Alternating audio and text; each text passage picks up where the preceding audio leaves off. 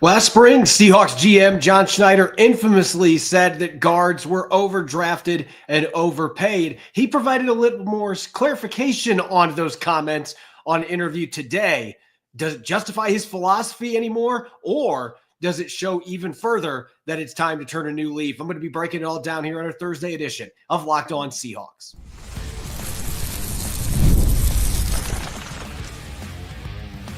You are Locked On Seahawks, your daily Seattle Seahawks podcast, part of the Locked On Podcast Network, your team every day. Greetings, 12. This is Corbin Smith, host of the Locked On Seahawks podcast, your daily Seahawks podcast, part of the Locked On Podcast Network, your team every day. A special thanks to all the 12s who are tuning in, whether you're listening from Salem, Oregon, or Las Vegas, Nevada. We greatly appreciate each and every one of you for making Locked On Seahawks your first listen 5 days a week. We are getting closer to the start of the NFL Combine in Indianapolis. The festivities will kick off on Tuesday next week. I'm going to be previewing some players on offense and defense that fans should be keeping a close eye on with athletic testing and team meetings coming up next week in the Circle City. And I'm also going to be taking a deep dive into some comments from John Schneider today, going back to his overdrafted and overpaid guards commentary. Did he do enough to clarify his stance, or did it further show that the Seahawks need a philosophical shift? I'll be diving into that as well on this jam-packed episode. Let's get to it. Now for your lead story here on our Thursday edition of Locked On Seahawks. Last offseason, John Schneider, when speaking with reporters, made a comment that ended up being one that was heard at least around the Pacific Northwest, if not around the world, when he said that guards were overdrafted and overpaid. This, of course, stirred a lot of emotions for fans because, interestingly enough, the guard position has probably been the weakest position for the Seahawks for most of John Schneider's tenure in Seattle. This has consistently been a position where the team has struggled to find quality starters. They've played musical chairs both on the left and right side, but Schneider seemed to be defending that last year with those comments about guards getting overdrafted and overpaid. He did provide a little bit of clarification today in an interview with Dave Wyman and Bob Stelton on Seattle Sports 710. This was the main comment to take away here. He said, it's extremely important, talking about the guard position. It's highly valued, but we still to this day, because of the dearth of talent at a position, will overpay at that position and will overdraft at that position. And we've been guilty of it, and we probably will be guilty of it in the future as well. It's just based on a level of talent. It's a position that everybody is looking for. So the takeaway here, the clarification from John Schneider here, and this makes sense. The idea is that there's not as many quality guards in the NFL as there may be at other positions. There's obvious scarcity at this position. And because of that, it's a supply and demand thing. Teams are going to overspend trying to upgrade a spot where a lot of teams are lacking at guard because there's just not very many of them that have top tier talent. Schneider even made a comment today that there are 2 or 3 teams in college and the NFL that have great offensive lines. And I think you can make an argument there may be some truth to that from the perspective that every team's got a weak point up front, and it's just a difficult unit to be able to put together because of that scarcity, the dearth of talent that there is. There's not very many 330-pound guys that you can throw in there that are going to be able to block some of the defenders we now see on defensive lines for NFL teams. It is a very difficult position. There's very few human beings out there that can come in and play guard, center, or tackle in the National Football League at a high level. With that being said, I think you still have to come out of these remarks, these clarifications from John Schneider, and I've kind of hinted at this in previous episodes, but I'm going to take a deeper dive into it. Something has got to change. You've been doing the same thing for 15 years, and guard continues to be an Achilles heel on this football team. And I understand the rationale. I am a full subscriber to the idea that you don't draft for need. You try to get the best players that you can get. And I think the Seahawks have been burned by that, drafting at various positions, that there were better players available in the past. And so I think there's some truth to that from John Schneider. At the same time, though, when you're talking about the guard spot, John Schneider's comments about them being overdrafted and overpaid When has John Schneider ever done that? Let's look at the draft picks first at the guard position. The only player that ended up playing significant snaps for the Seahawks since 2010 when John Schneider first arrived, the only player that played significant snaps at guard for more than a couple of games was James Carpenter, the first-round pick back in 2011, and they drafted him as a tackle. They were hoping that he could be the other bookend across from Russell Okung at that time. But he had conditioning issues. He had injury issues. They moved him inside, and he played guard for most of his time in Seattle. Since that point, in the last 10-plus drafts, the Seahawks have never taken a guard earlier than the third round. They've done it a couple times recently with Damian Lewis, and last year, Christian Haynes. John Moffitt in that same draft with James Carpenter was picked in the third round. That pick obviously did not work out. A lot more negative headlines off the field than anything he ever did on the field for the Seahawks.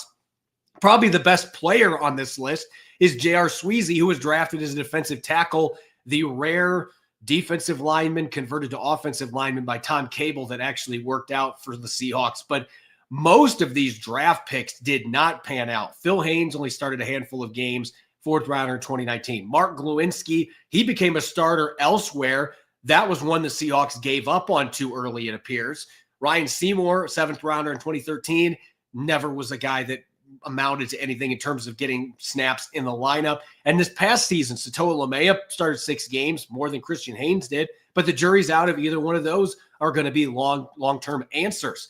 But when you look at that track record, John Schneider literally had that 2011 draft pick in the first round of James Carpenter, and ever since then, he has had opportunities to draft really good guards in the first and second round, and he has bypassed it every single draft since that point. So the overdrafted part, other teams might be doing it, but John Schneider certainly is not. He has not invested one of those high picks in a guard. So he can't make that argument necessarily. And maybe he was speaking to all positions when he said that they've done it several times. But I don't see a situation where the Seahawks have overdrafted a guard at any point. And an argument can be made they've underdrafted when you consider no first or second rounders at a position that has been a huge flaw for this offensive line, for this football team in general. They haven't done it. So then that leads to the other side of the coin here. I am fine with this philosophy that we are not going to invest super high picks in guards because there's other positions we think are more important. And if there's more talent at those positions, we are going to take those players. I can understand that philosophy if on the other side of the coin, you are trying to fill that need at guard with free agents, or you have the ability to take these late rounders and develop them. The issue has been the Seahawks have not been able to do any of these things. From a development standpoint, Damian Lewis clearly has been the best guard that the Seahawks have drafted and developed. He was a starter for 4 years, but he wasn't good enough to pay $13 million per year to bring back. John Schneider wasn't going to do that. He doesn't give these guards second contracts. They haven't developed a guard good enough to justify paying such a price tag. And then when you look at the free agents, this is where it really becomes mind-boggling if you're just looking at this commentary from Schneider from a guard-only perspective or just offensive line in general. But at guard, when you look at the players that have signed with the Seahawks in free agency dating back to 2014, 2014 was the first year they signed a guard in free agency that actually played any snaps for them. Steven Schilling started 3 games that year. He had an approximate value, according to Pro Football Reference, of 2. That's not very much, but he played in 3 games. Jamarcus Webb and Jari Evans in 2016. Evans got cut before the start of the season, and Jari Evans was a fantastic player. This is the end of his career. Jamarcus Webb was a tackle that they moved inside. He started the first 3 games at guard, and he struggled mightily. Didn't start any more games that season, then he was gone. 2017, Luke Jokel, who was the one big expense, if you want to say he was a big expense. They spent $8 million on a 1-year contract with the former top 5 pick. He was one and done, that was out of the league after that season. And Oday Abushi, they signed him that same year. He started 8 games, really struggled most of that time. Neither one of those players were difference makers. DJ Fluker and Mike Upati both were solid. J.R. Sweezy came back on a new contract with the Seahawks after spending time at Tampa Bay, and he was solid in his 1 year back. Laken Tomlinson last year, he had his issues in his first season back. The point is only 2 of these players had an approximate value of greater than 10, and both Fluker and Upati did that over the course of 2 seasons, not 1. So in terms of signing game-breaking talents at the guard position, they haven't done that. They have paid more than $5 million per year for one guard in free agency the entire time that John Schneider has been in Seattle. And that was the $8 million contract to Luke Jokel. And obviously that one did not work out. So maybe he's referencing that deal as the instance where the Seahawks overpaid on a guy that didn't live up to his draft billing in Jacksonville. It was a reclamation project, and that money ended up not being a good investment. But if that's the one example that you're looking at, I have a major issue with that, because that was not a game-changing signing. That was a hope and prayer reclamation signing, and you still dished out $8 million. I'd rather John Schneider go out and spend 11, 12, 13 million on somebody that's going to come in and be a quality starter, and maybe somebody that can be a quality starter for you for multiple seasons. And that's where the issue with this philosophy lies. There needs to be a change in how things are handled here. And I think there's some truth to what John Schneider was saying, but I also think he's a bit naive to an extent on how he has handled this position. If he thinks he has dished out a lot of investments, I'm sorry. 3rd, 4th, 5th, 6th, 7th round picks, mostly day 3 selections, and then signing a bunch of guys that were either backups or role players and thinking, oh, maybe I can give them peanuts and they can end up being a starter for me in free agency. That has been the strategy, and it has not worked. The players they've drafted, they have not been able to develop to the level that some of the other great football teams in the National Football League have. So that goes in the coaching, goes in the scouting aspect as well, not bringing in the players that are good enough from that perspective. So listen, I think the philosophy is sound if you're executing it, but you have to have free agents that you're signing if you're not going to value filling these needs early in the draft and you don't have the development stuff handled. With the later round picks, you've got to spend some money. You've got to invest in your offensive line and free agency. And John Schneider has done neither in the draft or free agency that. He hasn't done it with either. So that is the issue that I have here. I think you have got to turn a new leaf if you're John Schneider. And I'm specifically talking guards and center. They have made bigger investments at the tackle positions, but this guard center issue has been a major problem for a decade or more for the Seattle Seahawks. John Schneider has got to change the way he does things, because a lot of the pieces are in place to compete in the NFC West and in the NFC. But until you get the interior offensive line shored up, this team is going to continue to be a 9-10 win outfit. To me, that is the big thing that is holding this football team back. And John Schneider's got to fix his philosophy and make some alterations to it to fix that problem, because 10 years is a big enough sample size that clearly that philosophy that he's employing right now, it's not working.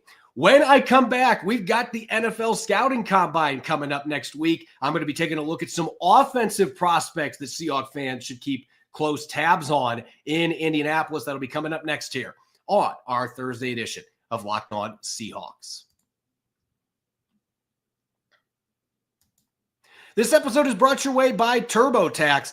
Taxes was waiting and wondering and worrying if you were going to get any money back, and then waiting, wondering, and worrying some more. Now Taxes is matching with a TurboTax expert who can do your taxes as soon as today. An expert who gives your taxes their undivided attention as they work on your return, while you get real-time updates on their progress so you can focus on your day. An expert who will find you every deduction possible and file every form, every investment, everything with 100% accuracy, all so you can get back the most money. Guaranteed. No waiting, no wondering, no worries. Now this is Taxes. Get an expert now on TurboTax.com. Only available with TurboTax Live full-service app. Real-time updates only in iOS mobile app. See guaranteed details at TurboTax.com/guarantees. Welcome back to the Thursday edition of Locked On Seahawks. This is your host, Corbin Smith. A special thanks to all the 12s who are tuning in. Thank you, as always, for making Locked On Seahawks your first listen 5 days a week. We greatly appreciate it.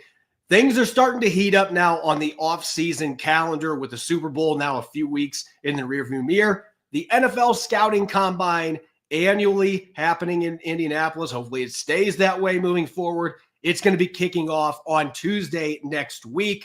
Players, coaches, GMs, mainly coaches and GMs, will be speaking on Tuesday, and then the prospects will be speaking with reporters on the 3 or 4 days after that. They'll be taking part in athletic testing at Lucas Oil Stadium. It is one of the big ticket items on the NFL calendar, and keeping that in mind, Obviously, there's more than 20 players that I'm interested to take a look at this upcoming week. But from a Seahawks perspective, there are a handful of prospects that I have piqued curiosity for in terms of watching them in Indianapolis, seeing what they're able to do on the field, how meetings go, who they end up meeting with, and just in general, the prospects, what they could do in Seattle. Let's start with offensive players, and I want to zero in on skill position players. And first and foremost, when we watch quarterbacks at the combine, it has become anymore that a lot of them do not run the 40-yard dash, or they only do one or two of the athletic testing events. And then after that, maybe they throw, maybe they don't.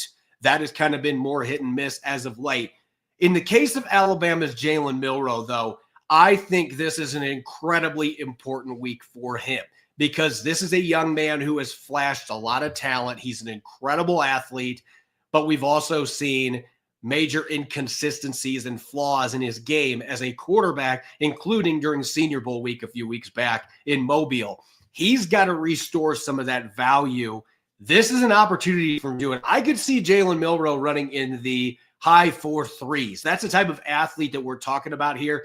And I don't know that there's a QB in Indy that the throwing aspect of this could hurt him or help him more than any other quarterback out there. I think helping mostly if he can go out and throw the football well, restore some of that shine that maybe was lost late in the season for Alabama. And of course, at the Senior Bowl, at the running back position, this is the deepest running back class that I have seen in my 10 plus years that I've been working in the industry. I absolutely love this class. And you could make an argument that there are 4 or 5 running backs that have borderline first-round talent. That's how deep this class is. And same time, some of those guys might not go in the first because teams are going to be thinking, I can get somebody really good on day 3.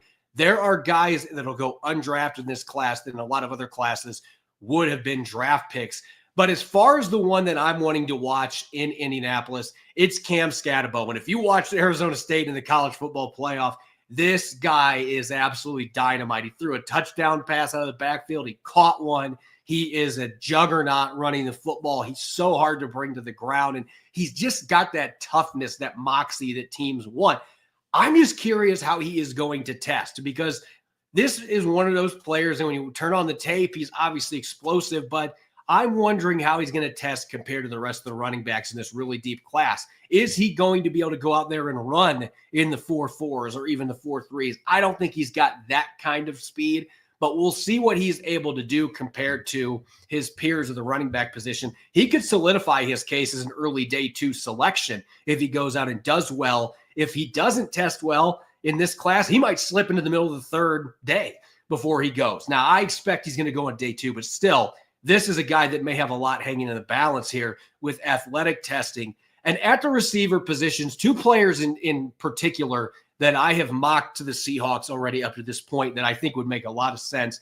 Alec Ayomanor from Stanford, a player who caught my eye a few years ago, single-handedly came back and beat Colorado. The Buffaloes were murdering Stanford going into the second half, and Ayomanor single-handedly just dominated that game, took over. Colorado could not stop him, and Stanford ended up coming back and winning the game. He's put up huge numbers, even though Stanford's been down the last couple of years. And then Nick Nash, the former quarterback converted to receiver at San Jose State, had 16 touchdown receptions this year, over 1,300 receiving yards. He's 6'3", around 200 pounds. He's got size, speed, but I want to see just how much speed that this kid has, because that's going to be the real question. Does he test the way that his film looks? And if he does, he might sneak into day 2, especially because this is not a great receiver class compared to some of the ones that we've seen in recent seasons. And as far as skill players, the last one that I'm really going to be watching closely, Mason Taylor from LSU. This is a fantastic tight end class, and production-wise, he doesn't stack up with some of the other players that are going to be going early. There could be 3 or 4 tight ends that go in the first round of this draft class. Taylor's probably not going to be in that mix. However, if he goes into Indianapolis and he does what I think he's going to do in the combine, this is just one of those athletic freaks that just jumps off the field when you watch him run in 40s and things like that.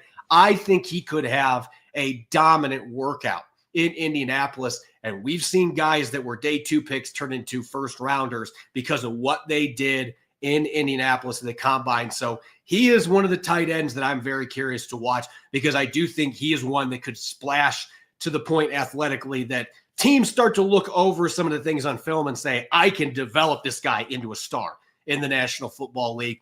Zeroing in on the offensive line, as I just mentioned in the first segment, this is really where the Seahawks are going to be paying the most attention, or they should be paying the most attention. And I do think that there are some really exciting linemen in this year's class. As far as athletic testing goes, though, I'm focusing mostly on the guard positions, because that is where the Seahawks have the biggest issues. And a few of these guys have played tackle previously before, so they are players that offer some versatility. But I want to see how Gray Zabel, who was the star of the Senior Bowl coming out of North Dakota State, one of the fastest risers in this draft class, at least from a draft analyst narrative. Teams may have already been in on him, but Gray Zabel, I want to see him finish his offseason strong and test well. Clay Webb from Jacksonville State, he was formerly a 5-star recruit at Georgia. He was one of the top offensive line recruits in the country, had some off-field issues there that led to him transferring. I thought he was going to come out last year and he would have been drafted. He might sneak into day 2, maybe early day 3. It depends how he tests, but this guy is a really good athlete for an offensive lineman. If Clay Webb comes in and tests well, he has been on good behavior since he transferred to Jacksonville State. He's turned his life around. This is a kid that could skyrocket up draft boards with a really strong performance at Indianapolis. As far as other offensive linemen, I'm going to be watching Armin Membo, the tackle from Missouri. Rob Rang and I have talked a lot about him early this offseason. Probably going to be a top 20 pick. Is he going to be there when the Seahawks pick at 18? That remains to be seen. But he can play his way into the top 15 if his athleticism that he shows on film shows up in his testing in Indianapolis. This kid could be absolutely dynamite, running the 40, especially the 10-yard split to start off, his change of direction. Those are things that he could test extremely well in, and that could cement that top 15 draft choice for him. And the two other players I'm going to mention briefly, I've talked Tyler Booker from Alabama, to me, the number 1 guard in this class, the number 1 pure guard, who on film, he's more noticeable with his brute strength and his physicality, but I think he is underrated as an athlete. I want to see him prove it on the field next week. I want to see Booker go out and test better than expected. Seattle might not, because they want to have him fall to 18, and he might not if he tests well next week in Indianapolis. But I want to see him show that he is a better athlete than some of the draft pundits out there say he is. I think he's got more than enough athleticism to play in any scheme in the NFL and be successful. But I am curious what his testing is going to look like. And as far as one of their small school prospect, Jackson Slater out of Sacramento State, his stock has been rising since a good week in Mobile at the Senior Bowl. And this is a guy that is considered a plus athlete for the position. Can he prove it? Is this going to be the week that he earns himself some more money after doing so in Mobile? Slater is somebody that has been on my day 3 radar for the Seahawks. I don't know that he goes into day 2 with how deep this offensive line class is, but if he tests well enough, it's not out of the question he could sneak into the end of the 3rd round and be a day 2 selection. So a lot of really intriguing offensive linemen that I'm going to be watching closely at the combine next week. When I come back, I'm going to flip the script. This is also a draft class with plenty of talent on defense, and we're looking at 10 players that I'll be watching next week in Indianapolis, pertaining to the Seahawks as prospects when we come back. You're listening to the Thursday edition of Locked On Seahawks.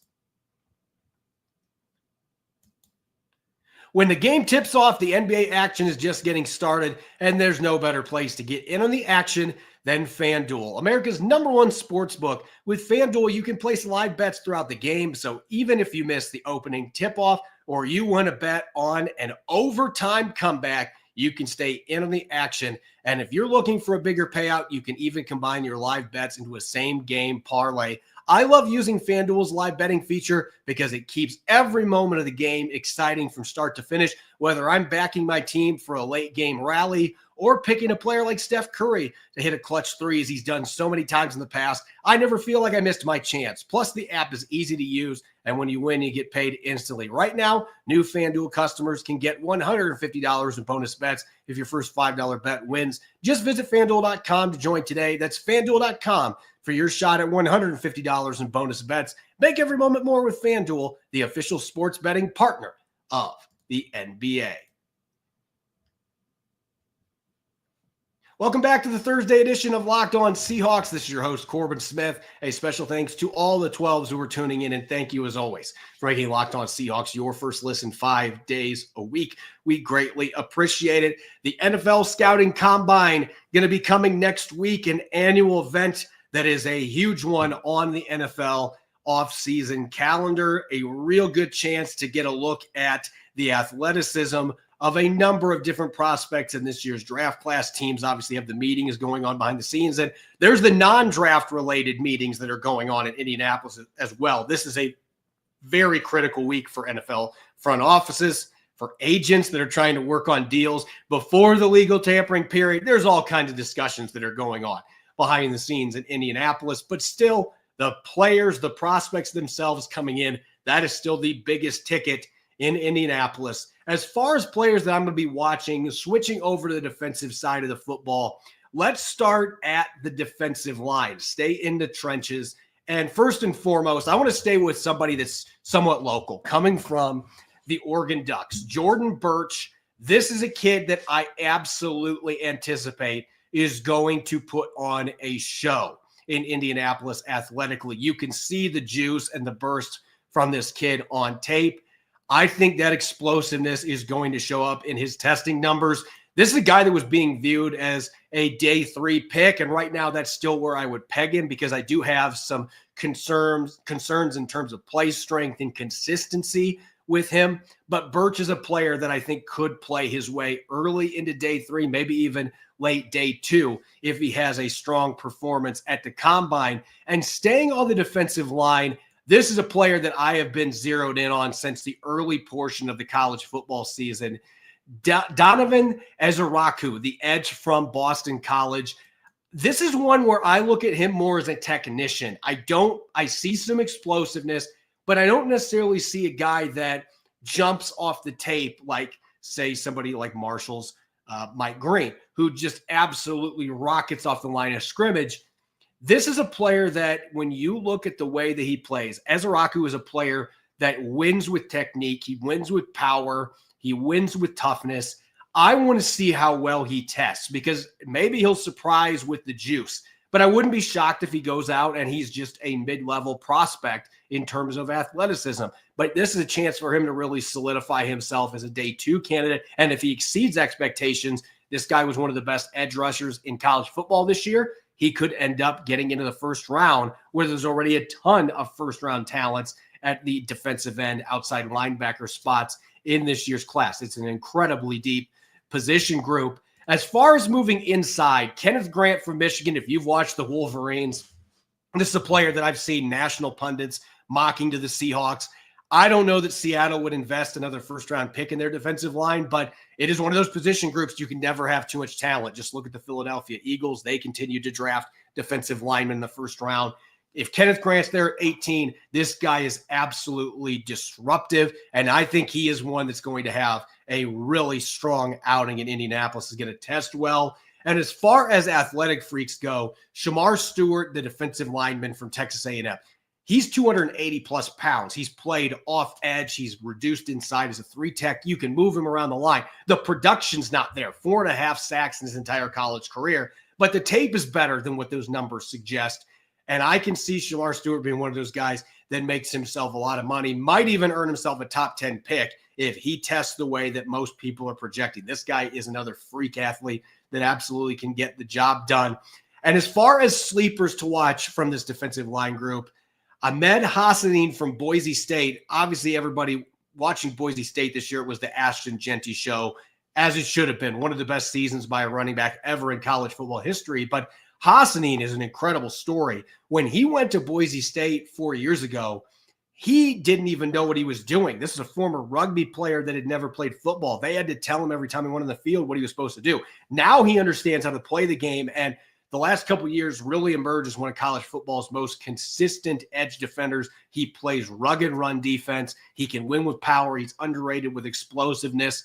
getting off the edge, getting after the quarterback. Hasnin right now is clearly a day 3 guy, but if he goes out and tests, this is a guy that's a phenomenal athlete. If he goes out and tests really well, another player that could sneak up draft boards because the production has been there for a team that made the college football playoff this year in Boise State. As for the skill positions, I think defensively in this draft class, the defensive line deserves a lot of the accolades, but there's plenty of talent at linebacker, corner, and safety as well. As far as linebackers go, Jalon Walker, he's more of an edge hybrid type of player, but I could see him being somebody that really interests the Seahawks, and I could see him going in and lighting things up at the combine. This is a former top recruit that has the twitch that you're looking for, the explosive first step, and just a explosive athlete in all ways, shapes, or forms. I expect him to have a really good combine and maybe play himself into the top 15. That would mean he's not there for the Seahawks at number 18. But if he's there at 18, this will be a player that is absolutely worth considering. And in the secondary, let's talk safeties first. Sebastian Castro, if you've watched Iowa the last couple of seasons, 2 years ago, it was the Cooper DeJean show. But if you were watching Iowa closely, DeJean missed a chunk of the season last year, which is one of the reasons he fell into the second round, and he should have been a first-round pick. But Sebastian Castro had 3 interceptions 2 years ago. He had just 1 this year, but he's got ball skills. He's a heat-seeking missile. He's that hard-nosed, gristle-type player that Iowa just seems to be attracted to, and they develop into really good NFL players.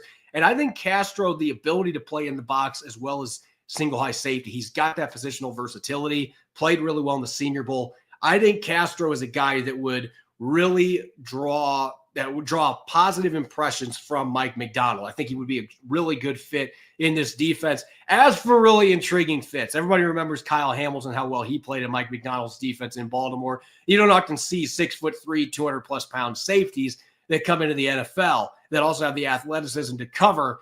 That is the case, though, with Nick Amawari from South Carolina. He had 3 interceptions this year. 2 of them he returned as pick sixes. This guy's 6'3", over 215 pounds. He looks like a linebacker in the modern day NFL, but he's got twitch. He is really good changing directions for a player of his size, and he's obviously got ball skills and can create with the football in his hands when he generates interceptions.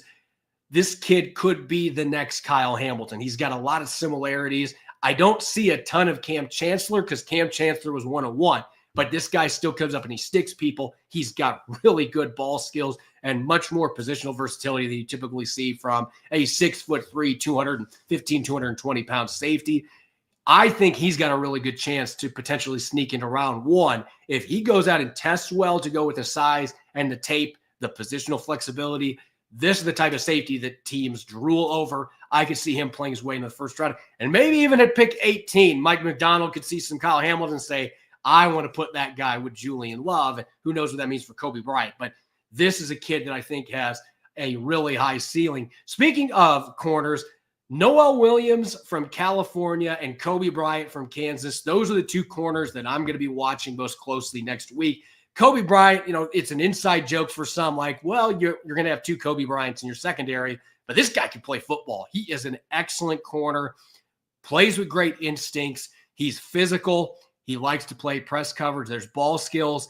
The biggest question with him, as well as Noel Williams, are they going to have the athleticism to be able to do some of the things they did at the college level? Noel Williams gave up some big plays. He had a nation high, 7 interceptions this past season for the Golden Bears. So he's got ball skills for days. He will come up and stick people, a willing hitter, but he did give up some big plays where receivers were able to get separation on him.